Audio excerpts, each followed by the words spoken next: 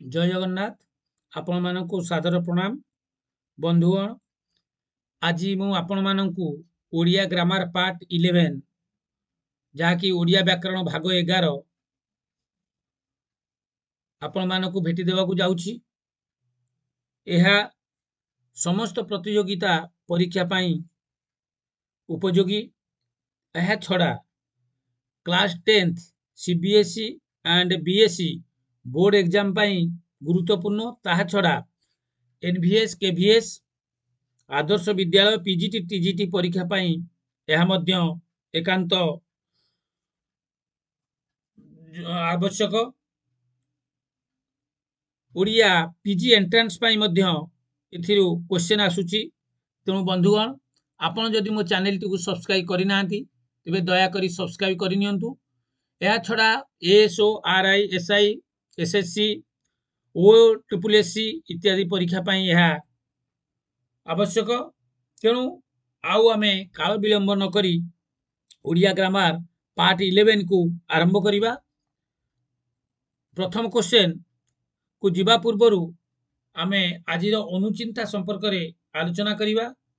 जे आजिर अनुचिंता जीवन एक शिक्षा क्षेत्र जेउठी प्रतिदिन नुआ शिक्षा मिले। तेणु आम जीवन जेहेतु गोटे शिक्षा क्षेत्र, तेणु आमे प्रतिदिन नुआ नुआ कथा आमे शिखिबाकू पाइबा। या आजिर अनुचिंता। क्वेश्चन नंबर 1, ओडिया वर्णमाला रे केतोटी स्वर ध्वनि और केतोटी व्यंजन ध्वनि अछि? क्वेश्चन टी को भल भाव रे हृदयंगम करिबा उचित। कोन क्वेश्चन पचारिछि? ओडिया वर्णमाला रे केतोटी स्वर ध्वनि और केतोटी व्यंजन ध्वनि अछि? जे हमर ओडिया वर्णमाला रे 8टी स्वर ध्वनि और 33टी व्यंजन ध्वनि रहिछि। जदि व्यंजन वर्ण पचरा जाई थांता तेबे तार उत्तर अलगा हेई थांता।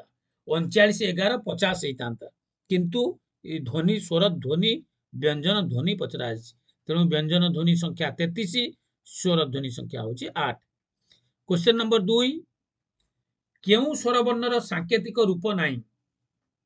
जे आमे जानिचंती स्वर वर्णर सांकेतिक रूप को कोन कुआ जाय ना स्वर वर्णर सांकेतिक रूप को मात्रा कुआ जाय। तेणु केउ स्वर वर्णर सांकेतिक रूप नाही? तार सठिक उत्तर होछि अ स्वर वर्णर सांकेतिक रूप नाही। क्वेश्चन नंबर 3, वर्गीय व्यंजन रे केतोटी वर्गीय वर्ण अछि? जे वर्गीय व्यंजन रे 25टी वर्गीय व्यंजन अछि, जोटा कि हमर क च ट त प प्रत्येक वर्ग रे क च क ख ग घ ङ से बळे आउ सबुथिरे से बळिया क च च छ ज झ ञ एई भଳି क च ट त प 5टी वर्ग रे 5 गुणन 5 समान 25 टी। तेणु वर्गीय व्यंजन संख्या होछि 25। क्वेश्चन नंबर 4, नवाब शब्दर स्त्रीलिंग कोन हेबो? जे क्वेश्चन टी सहज लागुची किंतु परीक्षा रे भूल करिवार चांस अछि। सेति माई एबेटारु आमे सतर्क होई जिवा जे नवाब शब्दर स्त्रीलिंग होउची बेगम। क्वेश्चन नंबर 5, हंस शब्दर स्त्रीलिंग कोन हेबो? आमे समस्त देखंती हंसी, मात्र हंस शब्दर स्त्रीलिंग होउची हंसिली। क्वेश्चन नंबर 6, हीरा एक मूल्यवान वस्तु, एठारे हीरा की विशेष्य अटे? आमे जानिछंती विशेष्य या के हीरा एक मूल्यवान वस्तु, एठारे हीरा की विशेष्य अटे? एठारे हीरा होउची वस्तुवाचक विशेष्य अटे। क्वेश्चन नंबर 7, अमूर्तवाचक विशेष्य का कुआ जाय? एटा इंपोर्टेंट कथा। एटा प्राय पिला को मालूम नथिबो, तेनु जहा को मालूम नाही ए कथाटी को मने रखो।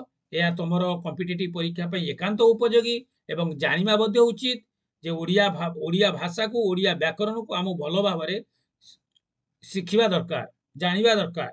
दे अमूर्तवाचक विशेष्य का कुआ जाय ना जेउ विशेष्य को देखि हुए नाही, जेउ विशेष्य को आमे देखि परिबा नाही से गुडी कहूची अमूर्तवाचक विशेष्य। क्वेश्चन नंबर 8, सर्वनाम पद वाक्यर कहा बदल रे बसिताए? जे सर्वनाम पद वाक्यर विशेष्य पद परिवर्ते व्यवहार होइथाए। जेपरि आमे गोटे कथा को धर राम गोटे भल पिला, रामर 4 भाई अछि, रामर बापा जने शिक्षक, तो राम राम कहला को हमको सुंदर लागुची, तेनु आमे ताकू सर्वनाम व्यवहार करके लिखुଛନ୍ତି राम गोटे भल पिला रामर तार चारि भाई अच्छा तार बापा जन शिक्षक एमती कहते तार जार एमती लगे आम जो कर सर्वनाम कहुए तेणु यार उत्तर हूँ विशेष्य जे क्वेश्चन नंबर 9 द्वितीय पुरुष सर्वनाम किए किए द्वितीय पुरुष सर्वनाम है तू तुमे आपण इत्यादि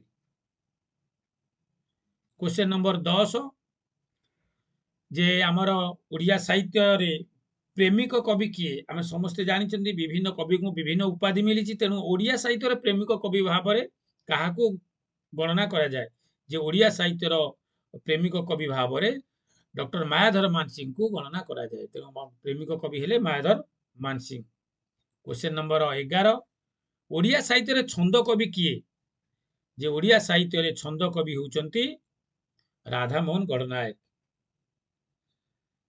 क्वेश्चन नंबर 12 ओडिशार पद्म क्षेत्र क्या कह जाए देख गोटे गोटे क्वेश्चन कि भली आसुची पिला माने जे ओडिशार पद्म क्षेत्र क्या कह जाए तेणु अनेक पिला ओडिया पाठ पढ़ुचंती ठीक ताकू जानुचंती ठीक कि साधारण कथाटी जानि नथिबे तेणु ओडिया ओडिशार पद्म क्षेत्र आमे काहू कहबा ना कोणार्क को पद्म क्षेत्र बोली कहबा जे क्वेश्चन नंबर 13 देख कोणार्क मंदिर निर्माता किए आम जाऊँगी कोणार्क मंदिर बुलूंगी कि कोणार्क मंदिर किए तैयारी करम जानी ना तेणु आम जानापी आपण मानक सचेतन करुच्ची आप परीक्षा आपको सचेतन करुच्ची परीक्षा आपको दिग देखा जे कोणार्क मंदिर निर्माता हेले लांगुला नरसिंह देव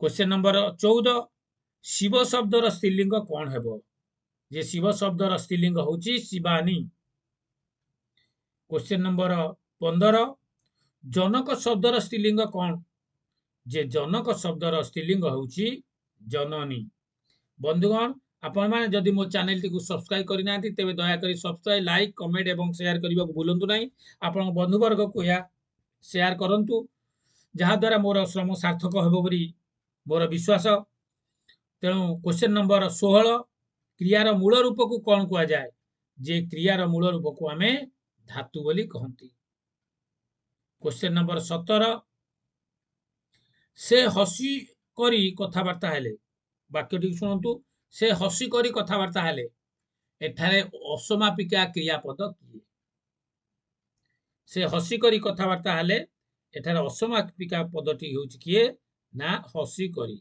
उत्तर कौन है हसी करी समापिका क्रिया क्या कहवा जो क्रिया वाक्यर समाप्ति घोषणा करे ताको आम समापिका क्रिया बोली कहती है गोटे वाक्य अनेक क्रिया रही थाई पारे किंतु जी कार्य को समाप्ति करिवो ताको आम समापिका क्रिया कहवा आ जो क्रिया द्वारा कार्यर परिसमाप्ति सूचित हुए ना ताको आम असमापिका क्रिया कहवा तेणु एठी आमर सठिक उत्तरटी हूँ हसी करी क्वेश्चन नंबर 18 जो क्रियापद विशेष्य बा विशेषण आधार करी गठित हुए ताहाकू कौन कह जाए क्वेश्चन टी भल भाव ध्यान सहित देखु शुणु जो क्रियापद विशेष्य बा विशेषण आधार करी गठित हुए ताहाकू नाम धातु कह जाए क्वेश्चन नंबर 19 परस्पर सन्निहित पूर्वपदर शेष वर्ण और परपदर प्रथम वर्णर मिलन को कौन कह जाए एटा समस्ते जानिथिबे जे परस्पर सन्निहित पूर्वपदर शेष वर्ण और परपदर प्रथम वर्णर मिलन को आमे संधि बोली कहती कौन कहती संधि बोली कहती संधि को तीन भाग विभक्त कराई गोटे स्वर संधि आ गोटे व्यंजन संधि आ गोटे विसर्ग संधि क्वेश्चन नंबर 20 जहाँ आमर यही ओडिया व्याकरण भाग 11 शेष क्वेश्चन जे क्वेश्चन नंबर 20 पावक शब्दर संधि कौन हम गोटे बढ़िया क्वेश्चन पावक शब्दर संधि कौन हम जे पावक शब्दर संधि हम पौ युक्त अक है पावक तेणु पौ युक्त अक है पावकर संधि विच्छेद तेणु बंधुगण एबे आमे एक्स्ट्रा गोटे क्वेश्चन एपिसोड रही तेणु क्वेश्चन नंबर 21 संख्या व्यवसाय जार एक पदरे कौन हम जे संख्या व्यवसाय जार ता एक पदरे संख्यारी हम तेणु आपण अति सुंदर क्वेश्चन जे बंधुगण एठी मु आपण को ए एपिसोड रे अर्थात भाग 11 रे 21 एमसीक्यू देली जहाँ आपण मानकर कॉम्पिटिटिव बा प्रतियोगिता परीक्षा पई एकांत उपयोगी यही भली आपण बारंबार मो वीडियो टी को देखुतिले आपनकर परीक्षा संबंधी कोनोसी डाउट रहिबो नाही बोली मोर आशा तेणु आपण मोर ये आशा को चरितार्थ करिया पई मो वीडियो टी को मूलरु शेष पर्यंत देखंतु एवं जदि जदि सब्सक्राइब करना तेज सब्सक्राइब करनी और आपण बंधु वर्ग को यह आपण शेयर करने को भूलु ना। आपण मान विदाय ने मु ज्ञानरंजन पाढ़ी आपण मान अशेष अशेष धन्यवाद दे मोर यही भिडटी को वर्तमान शेष करने को जाऊँगी। जय जगन्नाथ जय जगन्नाथ।